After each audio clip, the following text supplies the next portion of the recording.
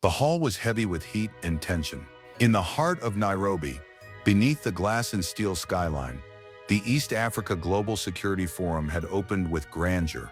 Red carpets, military brass bands, and guarded smiles from diplomats flown in from every continent. Behind the fanfare, however, was a single agenda masked by 100 talking points, contained the rise of Africa's most defiant leader. President Ibrahim Traoré of Burkina Faso had arrived without fanfare. No limousines, no French interpreters, just him, his red beret, a stripped-down security team, and a sealed leather briefcase. He knew why he was summoned, and he was ready. Inside the conference hall, global leaders and security experts exchanged pleasantries. U.S. defense officials shook hands with African Union generals. French intelligence directors whispered over coffee with Gulf envoys. Every media camera was turned toward the main table, where President Emmanuel Macron of France sat flanked by aides, smirking with polished calm. The moderator cleared his throat. We now invite His Excellency Ibrahim Traoré, President of Burkina Faso, to address the body on the topic of cooperative sovereignty in the Sahel. A pause. All eyes turned. Traoré rose slowly.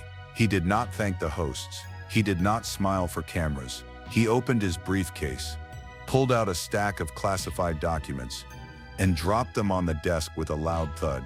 This, he said into the microphone, is what cooperation has cost my people. Gasps fluttered across the hall. He held up a redacted intelligence map marked with drone strike zones. These are French drone paths over my villages.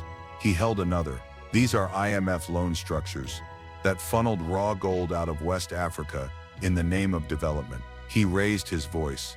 You call this security. I call it conquest in a necktie. Macron leaned forward, no longer smiling. This is not a speech, Traoré continued. This is a warning. Burkina Faso will no longer be a footnote in someone else's empire. The room erupted in whispers. German envoys scribbled notes. A Saudi minister adjusted his earpiece. A Chinese trade delegate leaned forward with curiosity. Macron raised his hand. With respect, he said, President Traoré's statements are inflammatory and do not reflect the reality of our partnership with West Africa. France has invested billions in Sahel stabilization. Traoré cut him off. Yes, and profited billions more. The moderator tapped his microphone. Gentlemen, but Traoré was not finished. I've met mothers whose sons were killed by stabilization strikes. I've walked through fields where gold is mined for Europe, while local schools collapse. You do not get to define partnership while you hold the purse, the gun, and the satellite feed. Macron's face flushed. Then came the silence. It was thick, awkward, uncontrolled. And in that silence, something shifted. After the speech, Traoré exited through the side corridor. Aminata Keita, his national security chief, was waiting, earbud in and face unreadable.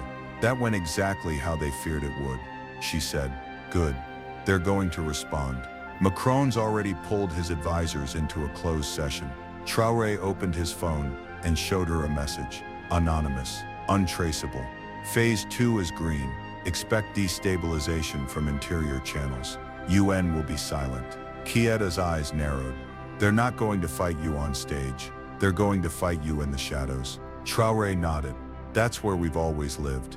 That night in a Nairobi hotel suite, guarded by Burkinabe Special Forces, Traoré held an emergency call with Mali and Niger's interim leaders. They won't stop at sanctions, he warned. They'll push internal chaos, fuel rebellions, buy out opposition.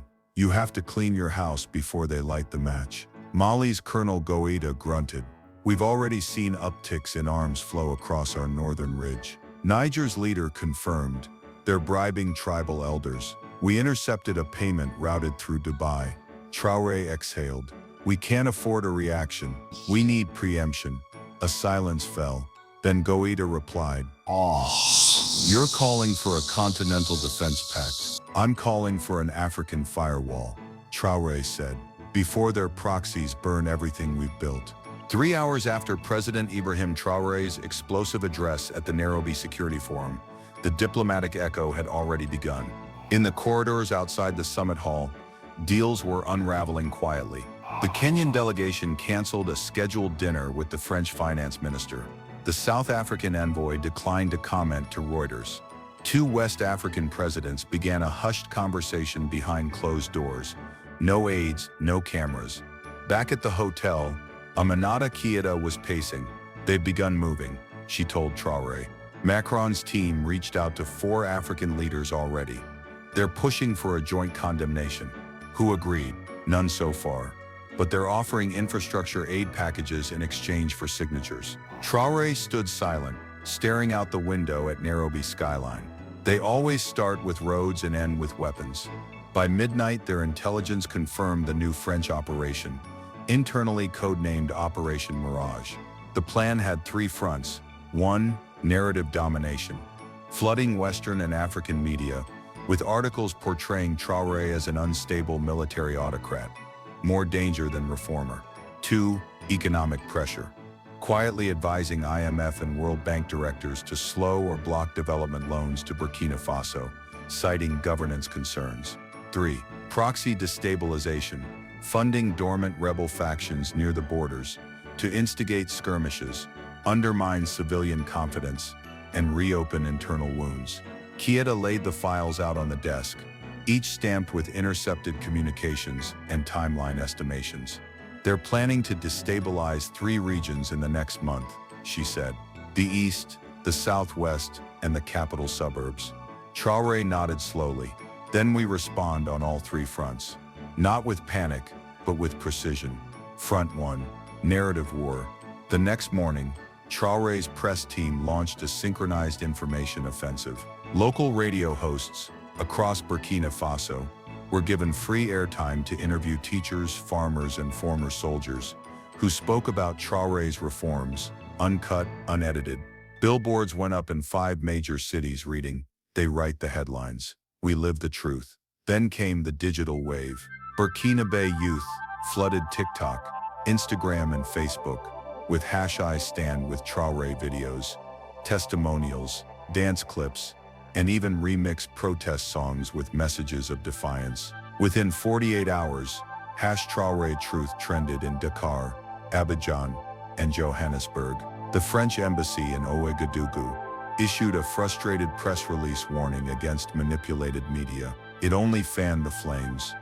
Front 2, economic pushback. Traoré made a rare late-night address, broadcast simultaneously across 5 national networks, and streamed live online. Behind him were women from the gold mining regions, their hands dusted with ore, standing silently. "We are not afraid of starvation," he said. "We've lived on our land longer than your loans have existed."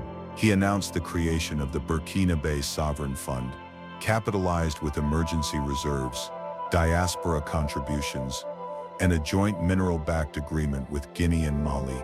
The message was clear: we will not beg, we will build. International analysts dismissed it as symbolic, but within a week, Ghana pledged $10 million to the fund. Algeria promised grain shipments. Turkey quietly offered infrastructure teams. The world was watching, and some were quietly choosing sides. Front 3, proxy sabotage. This was the most dangerous front. Keita dispatched covert counterinsurgency teams to the eastern region, operating under false humanitarian cover. By the time rebel cells attempted to raid a village near the Niger border, they were met by surprise resistance. Half of them fled, the rest were captured. Among them was a foreign-trained handler, a Tunisian with a French accent and a satellite phone. He cracked within 72 hours of interrogation. "I don't even know who I was working for," he admitted. "The payments came from a holding company in Luxembourg. The guns came through Togo. They traced the logistics trail all the way to an unregistered airstrip in southern Benin." Traoré called his ambassador in Cotonou. "I want that airstrip shut down within 48 hours, he said. "If they don't, we do it ourselves." The message was relayed. The Beninese government denied knowledge of the operation, but within 2 days the runway was bulldozed and the logistics network collapsed. The French government said nothing, but their silence was deafening. Back in Nairobi, as the forum neared its close, an unexpected guest arrived, the President of South Africa. He hadn't been on the official roster. He requested a closed-door breakfast with Ibrahim Traoré inside the penthouse of a quiet hotel. He didn't mince words. "You've drawn a line in the sand, Ibrahim," he said. "The question is, can you hold it?" Traoré didn't flinch. "I don't need everyone to join me. I just need no one to stop me." The South African leader smiled slightly. "Careful. That kind of clarity gets you targeted. Then let them aim." The day after Traoré returned to Ouagadougou, a sealed diplomatic pouch was waiting on his desk. It had no stamp, no carrier signature. Inside was a short typed note. "This is your final window. If you continue this path, expect the consequences of isolation. No ports, no planes, no peace." EM attached was a file labeled AFRICOM Blacklist Priority /Red. The first page listed names: Ibrahim Traoré, Assimi Goïta, Abdourahmane Chiani. Beside each name was a code rating: UAR, Unstable African Regime. Underneath, the words: Coordinate soft suppression strategies, avoid direct action, prioritize information warfare and elite defection inducement. Traoré handed the document to Aminata Keïta. "How many copies?" she asked. "Hard to say, but if it reached my desk, it's no longer just a strategy. It's an intention." Across town, pro-Western opposition parties began holding spontaneous press conferences. Their message was eerily synchronized: that Traoré's boldness was inviting famine, provoking isolation, and threatening democracy. European think tanks echoed the talking points almost verbatim. It wasn't a coincidence, it was choreography. Keïta called an emergency intelligence session. "There's a cell inside Parliament," she reported. "We believe 5 MPs are acting under foreign influence. 3 are receiving untraceable funds routed through West African development NGOs. Names?" Traoré asked. "They're in this brief," she replied. "But if we arrest them now, we risk looking like dictators." Traoré tapped his finger on the blacklist. "Then we don't arrest, we expose." A national broadcast was scheduled for Friday night. It was announced simply as "Transparency Session" from the president's desk. At 8 p.m., millions tuned in expecting a speech. What they got was a live declassification. One by one, financial records were displayed on the screen, showing offshore transfers, NGO wire routes, and leaked emails between the MPs and foreign consultants. Traoré didn't speak for 10 minutes. He just let the truth unfold visually. Then he leaned into the microphone. "Democracy does not mean we kneel to other nations' agendas. It means we kneel only to our people." The nation erupted, some in outrage, some in pride, all in shock. By Monday, 3 MPs had fled. One released a YouTube statement from Senegal, claiming he was targeted by a Honda. But the damage was done. The illusion had been shattered. That same week, word arrived that President Luiz Inácio Lula da Silva of Brazil had requested a direct call with Traoré. At 6 a.m., the encrypted line opened. "I've seen your struggle," Lula said, "and I know the weight of pushing against global consensus." "I'm not pushing," Traoré replied. "I'm refusing to be pulled." Lula chuckled. "I have a proposal." They talked for 53 minutes. When the call ended, Traoré turned to Aminata. "We're launching an African-Latin American agricultural corridor. Brazil will supply hybrid seeds and equipment. We ship lithium and solar tech in return." Keïta blinked. "That breaks the French grain monopoly in West Africa." "Exactly." Elsewhere, Macron was losing control of the narrative. A leaked audio recording surfaced in which a French defense contractor complained about the Traoré problem during a meeting with EU partners. The recording captured the line, "He's ruining 30 years of soft leverage with just a radio and a rifle." It was shared over 5 million times in 48 hours. But the confrontation wasn't over. Not even close. In a quiet office in Brussels, NATO security officials flagged a new intelligence anomaly. A cargo vessel scheduled to deliver medical aid to Togo had diverted course, unannounced, and was now in Ghanaian waters. Inside, satellite scans revealed not medical crates, but potential drone equipment. The operation was labeled Black Star, Probe/4TA's front. Traoré was notified. He read the report carefully, then looked at Aminata. We need to make an example, not of the ship, of the mindset. Then we intercept publicly, she asked. No, he said. We escort it and reveal it at the UN. She stared at him. That's a geopolitical bomb. Exactly, Traoré whispered. 3 days after receiving the Black Star probe report, President Ibrahim Traoré stood on the tarmac at Bobo Dioulasso Air Base, overseeing the deployment of a special escort unit. They weren't carrying missiles or jet payloads. They were carrying cameras. We do not sink this ship, Traoré instructed. We expose it. The target was a cargo vessel flagged under an NGO out of Antwerp. Its manifest claimed pharmaceutical and aid support. In truth, it was packed with surveillance drones and encrypted ground transmitters, designed to install real-time eyes across the Sahel under the guise of humanitarian monitoring. The ship was now docked under Ghanaian protection, but the Ghanaian authorities hadn't authorized what was inside. That made it a geopolitical live wire. Traoré's delegation, escorted by African Union observers and a neutral Namibian technical team, requested permission to board the vessel. After hours of tense negotiations, Ghana allowed it on one condition: it must be streamed live to maintain transparency and prevent accusations of tampering.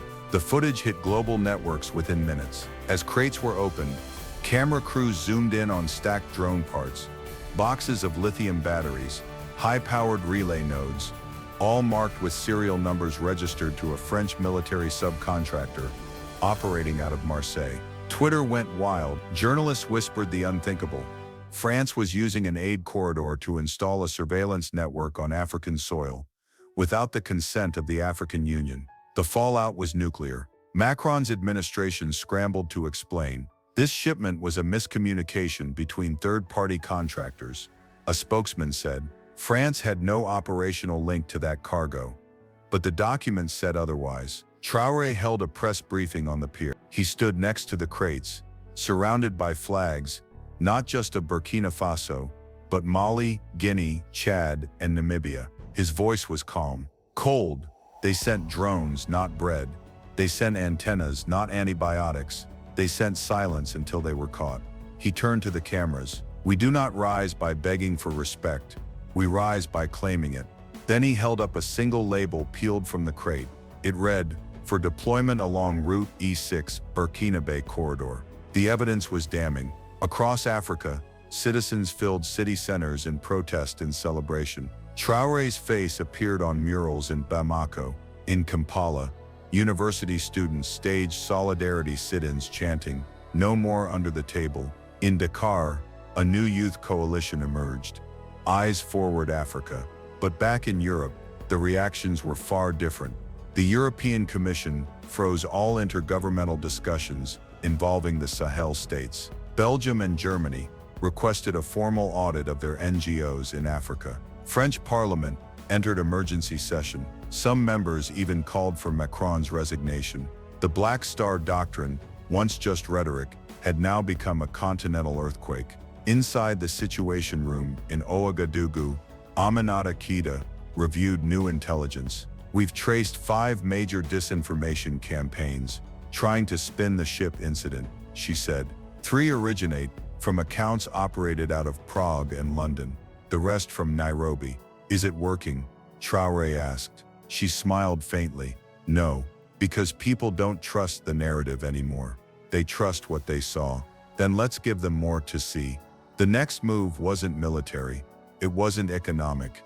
It was diplomatic theater. Traoré booked a live address to the United Nations General Assembly in New York. Every Western diplomat in the room expected fury. What they got was clarity. I come not to accuse, Traoré said. I come to declare a choice. He raised the Black Star Doctrine document. Let it be known, any nation that wishes to partner with Africa must meet the same standard. Africa meets every day. Transparency, sovereignty, and truth. No more development in exchange for submission. No more security in exchange for surveillance. He looked directly at the French delegation. We will no longer be patient with exploitation dressed as diplomacy. For 14 seconds, the hall was silent. Then a burst of applause. Some diplomats clapped slowly, some furiously. Others didn't clap at all. but the message had landed. The morning after Traoré's thunderous UN address, French diplomats scrambled to contain the damage. Op-eds appeared in Le Monde, and The Economist framing Traoré as a dangerous populist exploiting post-colonial grievance. But the world wasn't buying it anymore. Not after the ship, not after the live-streamed crates, and not after he named every tactic without flinching. In Washington, the State Department issued a cautiously worded statement. We support transparent sovereignty in Africa and encourage all nations to honor ethical development frameworks. Translation: America was quietly backing away from France. Meanwhile, back in Ouagadougou, the battle was turning internal again. A car bomb exploded outside a telecommunications hub in the Zogona district. No casualties, but the message was clear. Sabotage was back. Within hours, cell service dropped in 2 provinces, and rumors began swirling online that Traoré was hiding foreign donations, blocking elections, and selling gold to rogue states. None of it was true. All of it was deliberate. Aminata Keita slammed the digital forensics file on Traoré's desk. We traced the post to a disinfo farm in Rabat, paid in crypto and connected to a front agency in Marseille. She looked up. This wasn't just disinformation. It was cover. For what? Traoré asked. She tapped another folder. An assassination attempt. We intercepted chatter.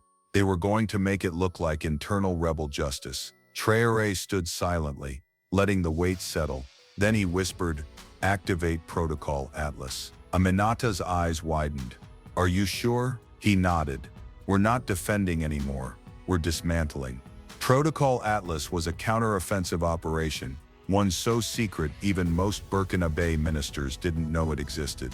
It involved cyber-hacking dark money routes to expose foreign NGO payoffs, leaking recordings of French operatives negotiating with ex-warlords, forcing international banks to freeze suspect West African transfers. In 72 hours, Burkina Faso's intelligence team crippled the funding veins of 4 opposition networks and exposed a high-ranking French diplomat receiving bribes from mining firms. That diplomat was quietly recalled. The French Foreign Ministry issued no comment, but the mask had slipped. Across Africa, things began shifting. Ghana announced an independent review of all colonial-era mineral contracts. Namibia expelled 3 NGOs for unauthorized political activity. Senegalese opposition leaders began calling for a summit in Ouagadougou. It wasn't just Traoré anymore, it was a movement. Meanwhile, Macron made a last-ditch move. He offered a private summit with Traoré in neutral territory, Casablanca. Traoré refused. If he wants to talk, he said, he can come to Ouagadougou. The age of African presidents flying to kneel is over. But Macron didn't come. Instead, he sent a video message to the African Union, calling for a recalibrated alliance rooted in shared history and future partnership. Traoré watched it with Aminata. "Well said," she muttered. Traoré stared at the screen. "Empty poetry," he said. He still thinks he's at the center of this story. But the world knew better now. In Addis Ababa, the AU passed the Continental Dignity Charter, a sweeping initiative spearheaded by Traoré that required all development contracts to be ratified publicly, all foreign troop deployments to be time-limited and approved by both parliament and local councils, and all disinformation operations to be reviewed by an African-led cyber board. 28 nations signed. Europe gasped. Africa exhaled. 2 months after the failed assassination attempt, Burkina Faso was no longer the same country. Neither was Africa. Independence Square in Ouagadougou, once the site of colonial parades, was now draped in black, green, and red banners. Tens of thousands had gathered, not to protest, not to riot, but to ratify. The Black Star Doctrine, once a whispered idea among radical youth and cautious generals, was about to become binding policy across several African states. President Ibrahim Traoré stood before the crowd, flanked by leaders from Mali, Niger, Guinea, Chad, and even a last-minute delegation from Angola. His red beret was sharp, his uniform crisp, but his face held the fatigue of a man who had fought 100 wars with words, data, and resolve. He stepped to the mic. "This is not a celebration of defiance," he began. It's a confirmation of direction. The crowd roared. No more borrowed dignity. No more leash with a flag stitched to it. He raised the signed document, dozens of African signatures beneath it. This is the end of outsourced destiny.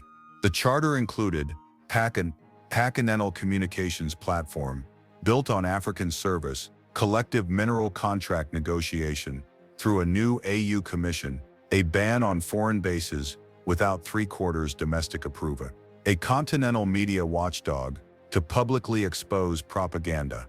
The Western press called it a digital iron curtain, but Africans called it something else: justice. France issued a final statement. We respect Africa's evolving partnerships and hope for continued collaboration under new terms. But it was too late. A movement had already begun shifting eastward and southward, toward the BRICS alliance, toward regional innovation, toward leaders who didn't view Africa as a battlefield, but as a partner. Weeks later, a young woman in Burkina Faso live-streamed from a refurbished village school. Her parents once mined for French companies. Now she taught solar mechanics to children. On the blackboard behind her was written, "We are not your resource, we are your reflection." Her video went viral. Back in the capital, Traoré met with Aminata Keita one last time before his scheduled visit to South America for a summit on global South cooperation. "Do you think they'll ever forgive us for standing up?" she asked. He looked out at the statue of Thomas Sankara across the square. "No," he said, "but our children won't need their forgiveness. They'll have something better." She raised a brow. "What's that?" "Ownership." They stood silently for a moment, listening to the chant echoing from the plaza below. "Africa writes its own name now."